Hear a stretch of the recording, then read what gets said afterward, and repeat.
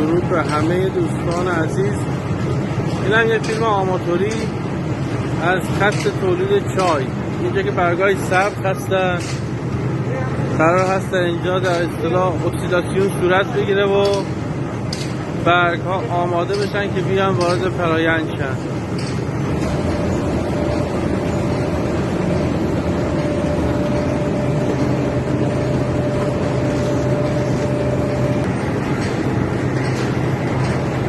بعد با اون نقاله تشریف بیارن این بر تا آماده دستگاه مالش بشن. این برگای در حقیقت یه جورایی پلاس شده.